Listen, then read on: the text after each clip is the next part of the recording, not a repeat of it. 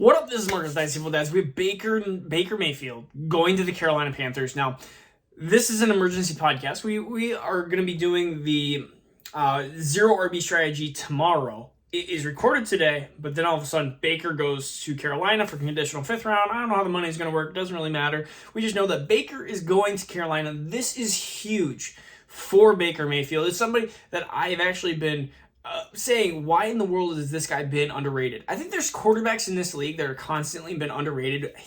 Gardner Minshew is actually not a bad quarterback as well. There's just quarterbacks in this league that just get pushed to the side. And so Baker Mayfield, who is a guy that I said, hey, get him now, because he will not be the backup for Cleveland. He will not be in Cleveland for long. And when you see that ADP, it will, he wasn't even being drafted as a top 32 quarterback, so he wasn't being drafted as a starter. He immediately goes into starter mode. And so we were talking about Seattle, Carolina, which one of the two? I said Carolina because I felt like Seattle, they passed on quarterbacks through the draft and everything like that. They seem to be happy with Drew Lock. That was kind of their deal that they wanted to go after, and they're going to do the Drew Lock experience. That is what it is. Baker Mayfield immediately goes into being a low-end quarterback too. I think, honestly, you look into the categories of Kirk Cousins and Derek Carr. One little notch below that is Baker Mayfield. We have to remember that he was hurt last year. I think that was a big issue for Baker Mayfield, that he was injured last year. And so when we look at, when you have an injury like that, it's going to take some time to heal. I'm just actually going to look up some of his stats. Let's go Baker Mayfield, because I feel like if you look up Baker Mayfield even last year, you go, oh, he wasn't that bad. So 25th overall at the QB position, and you look at some of his games, 21, 22, 19, 20, 19, 20, 18, 19, 19, 19, 19, 20, 17, 17. You look at that. That is a very good average. And look at the previous 3 years, QB 18, QB 18, QB 16. He is 27 years old. He is the number one overall pick in his draft class. He has the draft capital. With the weapons now that he has, which we're going to be talking about very soon here, this doesn't really affect Cleveland very much. It's going to be either the Deshaun Watson or Jacoby Brissett show. This is kind of a one-sided, this is only going to affect Carolina here. And so when we talk about Carolina here, Baker immediately goes into low-end QB territory, which is awesome, with the chance of being I would rather have, this might be bold strategy, bold alert, I would rather have him over Kenny Pickett when it comes to Dynasty Fantasy Football.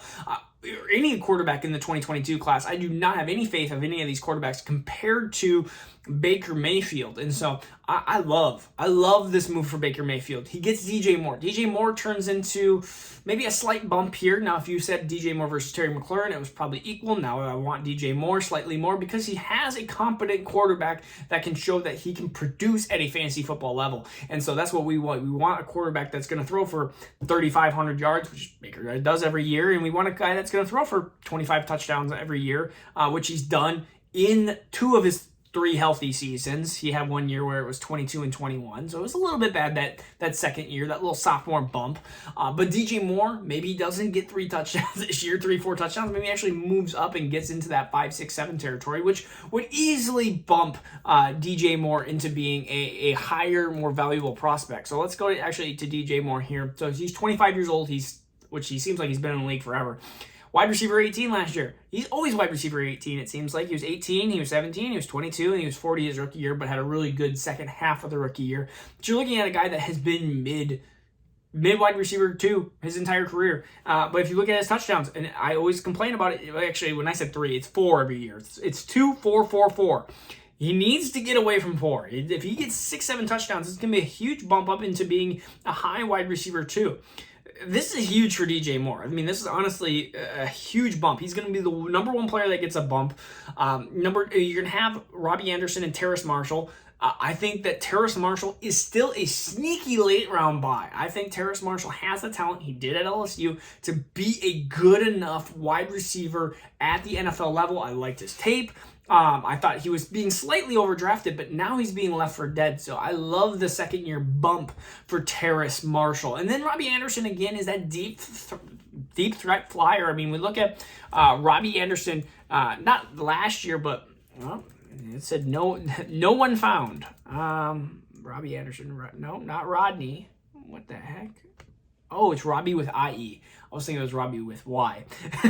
That is where my problem was. I spell Robbie R-O-B-B-Y. But he was 19th 2 years ago in PPR, 27th in standard. And he's had another year, his sophomore year, when he actually had competency at quarterback position too. He was a mid-level wide receiver too. So when he has had a decent quarterback or someone that can throw him the ball, Robbie Anderson has been actually decent. So again, another guy that has been drafted at number 2, basically, or 200 overall. And so he's being, again, left for dead. Christian McCaffrey, this kind of keeps him as about the same. I mean, what else? I mean, you might have more touchdown upside slightly because you're going to have a better offense. I really like this move for Carolina in general. So you're going to get tomorrow's video on no RB strategy. You're going to get that video tomorrow.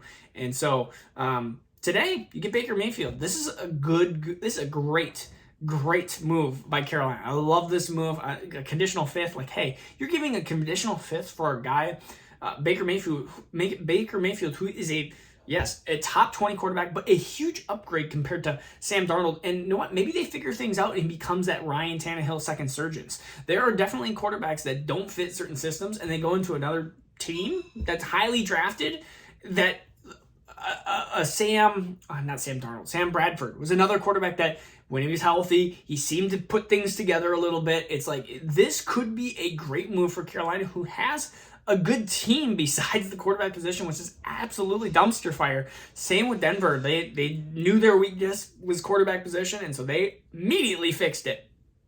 This is Marcus Dynasty Fun. Watch out for tomorrow's video. All right, peace out. Take care.